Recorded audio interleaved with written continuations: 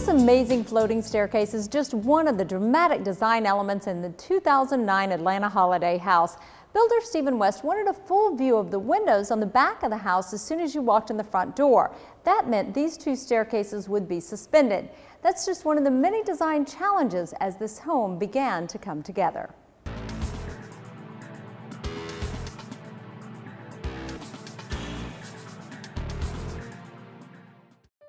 Well, first of all, we finally have the shape of the house. The gables are up. We've got our cornice all on. We're painting the cornice. We'll be starting the roof next couple of weeks.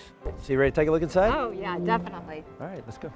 Steve, this house is amazing. You always talk about a wow factor, and boy, you have it here. Tell me a little bit about the theme of the house. The style of this house is going to be a French castle.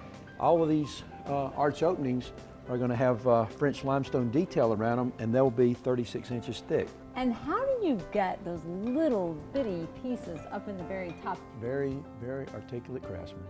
Took them 3 weeks to build that dome. Wow. And in keeping with the theme of an old French castle, they didn't have wooden floors or wooden staircases, so all the floors will be French limestone, the staircases will be French limestone, and all the handrails will be handmade forged steel. We certainly wanted some drama here. The height of the ceilings is 28 feet from the floor to the bottom of the ceiling and another 14 feet to the top of that dome. And also I wanted the beauty of all the trees in the backyard to be, when you walk in the front door, to be able to see all the way through the house. And so it was important that we had no supports under these staircases.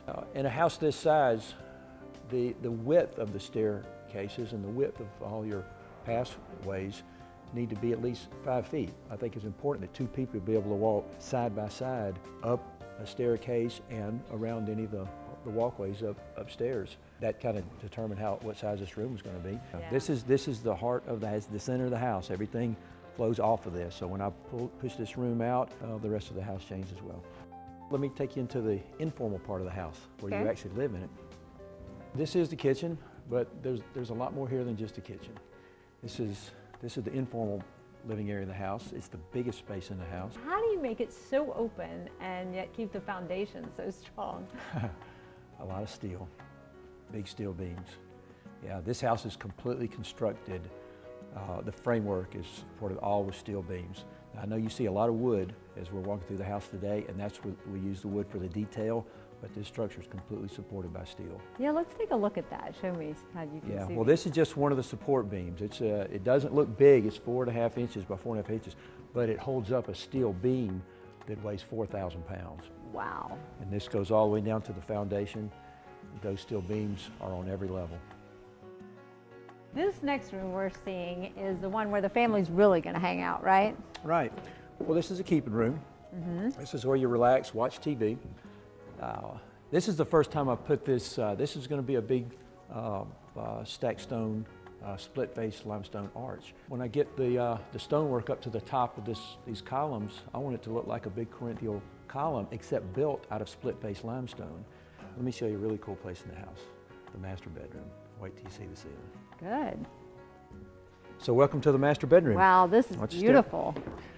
Yeah, I was looking to make this room. I wanted some really, really cool curves in here. You got them. Yeah. I drew the curves of that ceiling right there, and I showed it. As simple as that is, I brought my frame carpenter in here, and he basically drew that curve on the floor, cut me out a sample, laid it up there. I approved it. He cut a whole series of them, laid them in. Now this is a process that took 3.5 weeks to do. I can imagine. Yeah, every one of those pieces of wood have a number on the back of them. Wow. And they'll measure it, they'll cut it, they'll write the number on, they'll give it to the staple guy, and he'll shoot it. So Donna, this is the terrace level. Wow, this is beautiful. And it's so open, another really open area. Thank you. Well, again, I had to use a lot of steel beams. This is the bottom of the house, it's the base of the house. So it has the most weight above it. So I had to use the biggest beams here. That is a tube beam. Usually you'd put an I-beam in. That beam is a tube that has absolutely no deflection in it. It's holding the main level staircases up. The latest technology in pools are saltwater pools, and the way the latest technology in cleaning them is, instead of those old conventional rays, these underwater jets come on and move the sediment on the bottom of the pool around, kicks them into these scuppers, and that's how the pool's cleaned.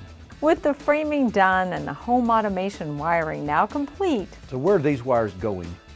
They go up to a rack that's not even cut into this wall yet. The next step is the drywall and getting the stone cut using the latest technology. David is measuring the circumference of that curve. We'll download this data into a cutting machine, and it'll cut a solid piece of limestone that we'll wind up putting at the top of this window. This magnificent mansion has more than 40 tons of stone. It's breathtaking everywhere you look.